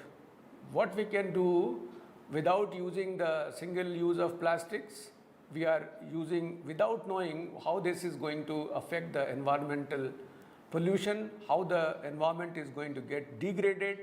And very recently you might have also come to know that there was a foam which was floating when Eastern India people, they wanted to have a festival in Yamuna. So Yamuna was converted in a different, like we used to say it is foam filled with the foam. And many of the rivers, for example, Varanasi is known because there are two rivers, Varuna and Assi. Assi river is almost converted as a nala. So that is another issue which is bothering you, and we have to be mindful. The other important thing is the health and human being, they are affected because of epidemics, because of several terminal diseases, and because of the quality of life. The aging population is on the higher side, but we are not able to sustain their activities, and this is one such area in which we need to worry, and that is many of the species, they are getting extinct. So why this is happening, we need to look at this part, and because of that we have to have the phase lag which is there between societal lag and also societal evolution, and also the technological development need to be minimized to make people understand that we have to work for the sustainability of this earth. Another important dimension which has been added is because of the shrinking time domains. Way back in 1830 when Faraday discovered about the Faraday's law, it took more than 50 years to get it implemented in terms of some kind of technology, electricity. The DNA model which was proposed by Watson Crick, 20 years took for genetic engineering to take forward. Very recently when carbon nanotube by Ijima came in 1991, within 10 years it got implemented in logic circuits. So what you can notice that in the last 30 years, and if we compare the last 15 years, 5,000 years, the last 30 years are the years which have generated more new information as compared to the previous 5,000 years. So that is another area in which the time domain has shrunk, and you could see the number of different revolutions which took place when mechanical production started, the first industrial revolution, then second industrial revolution, then the third industrial revolution, and now we are at the brink of the fourth industrial revolution, which is based on cyber physical systems. So at the end of 18th century, this industrial revolution 1.0 came. Beginning of the century, this 2.0, 70s, 3.0, today it is 4.0, and the complexity level is increasing. The other important thing is that when we started working with the basic telephone, it took 75 years to reach to 100 million customers, but the games which are coming, the online activities which are going, in 1 month we can reach to 100 million customers. So that is another shrinking the domain, and for this, the changes which are there due to the fourth industrial revolution, we need to have different kind of employability skills. So these skills are necessary to survive in 21st century, because the trouble which is there, the troubled world because of this knowledge gap, because of the galloping consumption. So the violence and terror, changing skill sets, the employability requirements, lifelong learning necessity, changing the learner profile, be it family structure from joint family to nuclear families to large number of demographic dividend which is due to, which gives you the adolescent concerns, and also the growth of knowledge which I have just exemplified, the changed work environment, people have become tech savvy. We have to look at different ways by which we can access information, and also assessment can be done, and that necessitates the changes in our curriculum or pedagogy. We are also requiring different kind of thinking skills. It was not only rote learning which was predominantly utilized by the learners. We have to experiment, we have to compare, we have to invent, we have to go for critiquing, we have to go for interrogating, we have to go for judging. So these are some of the higher order thinking skills which need to be worked out, and you could see the earlier pedagogy heavily relied on the lower level of competencies, that was remembering, understanding, applying. So they were the lowest level of competencies. But in coming days, when we talk about the new higher thinking skills, we need to know about how we can analyze, how we can evaluate, how we can create. Creativity should be there, and because of that, we need to change in the assessment forms. And for that, the focus in the new age science is not only addressing human needs and concerns, but also there are many opportunities which are described in form of UN Millennium Development Goals, for example, hunger, health, education, environment, that are linked with the global change research programs, that is climate change, energy issues. So the education system should be geared up to take the challenges so that this Millennium Development Goals can be attained. If you talk about human rights is composed of 5 such rights: civil rights, political rights, economic rights, social rights, cultural rights. The upper half, civil rights and political rights, are guaranteed to some extent, but the 3 other rights, which are the lower side, which in this viewgram, economic rights, social rights and cultural rights, they are neglected half of the human rights. And to work with the human rights fully, we need to recognize these rights, and for that, we have to deal with the sphere of human beings working, their producing, their servicing, how we are going to improve their standard of living, the quality of life, not for one person, but all the persons, and also how we can deal with the cultural rights in terms of cultural sphere of life, including ethnic culture, subcultures, arts and science. So these neglected half of human rights, they are again depicted in unfinished MDGs, the Millennium Development Goals, which can be classified as social, economic and environmental. You can have this no poverty, these are the 17 millennium goals, zero hunger, good health and well-being, quality education, gender equality, clean water and sanitation.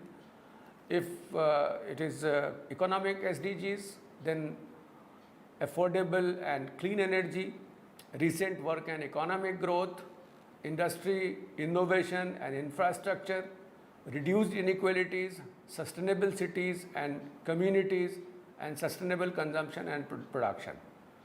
Environment SDGs are also important, very much important. They are climate action, life below water, life on land, whereas 16th and 17th goals are the means of implementation of these SDGs. Now the question arises, what can science do? In the 21st century, we have to have a more inclusive view of science. It should not be insular, it should not be monolithic, it should not be unitary. And the conception that science is autonomous is now considered as unsustainable. So if we do not remove the phase lag between societal evolution and also the technology development, we are going to be faced with several sustainability issues. So the new role of science talks about innovation by talking to other streams of knowledges with the science, keeping view the sustainable development part for which we have to innovate, and for innovation we require higher thinking skills, which was missing in our sets of skills when we were simply focusing on remembering, understanding and applying some of the things. Now the science needs to shed its splendid isolation, and for that the societal engagement is required with the science. The policy linkage should be there, for which again innovation is required. So we need to have a synergy between scientific and societal progress, and that helps both science as well as society. Why? In science we get values, different methods to deal with, and different products which are sustainable. On the other side, unless otherwise society accepts the developments of the science and technology, it is equitably distributed, and also it also keeps in mind that unless otherwise it is sustainable, we are not going to use those products, or we have to minimize the uses. Then both science and society cohabit with each other, and because of that the science becomes responsible, transparent, and understand the full implications of new discoveries in the context of moral and ethical values and sustainability of our planet, whereas society sheds its cynicism and skepticism about science and recognizes its centrality for human good. So that means the compartmentalization of our education system, in which those who used to study only science, or even in the sciences, the branches were divided into biological science, life sciences, or mathematical science, or physical sciences, they were not talking to each other. And the problem, or the real problem, the solution of these real problems lie at the interface of many disciplines. It is not limited to only one discipline, for which we need to train a particular segment of the society or the student by simply giving some knowledge about the know-how, or giving the technical know-how to understand the technique and apply the technique for just for the sake of applying the technique. Instead, we should have good appreciation that where several such techniques will be required, by which we can actually solve the real problem and find out the problem which are needed for the sustainable development of our country. Another important thing is that if you look at the pass percentage and also the learning outcome, if you are good at understanding, the chances of failure will be minimum. If you don't understand, definitely the student is going to fail the examination. On the other side, this quadrant also gives you a kind of feeling that if you know better, if you have a good understanding, you will pass the examination. So on top, both the things are same. Like if you understand better, the chances of failure will be minimum and chances of passing will also be reasonably good. But why I am concerned about the fourth quadrant, and that is I am being modest, that poor understanding is there, but the people are passing the examination, and that number is not less number. That is also a sizable number of people who without understanding they write the examination and they get the pass certificate. So that is a matter of concern for all of us, and unless otherwise we ensure that the student has understood or the learning outcomes are achieved, this will be a simple example of getting some kind of certificate without knowing much.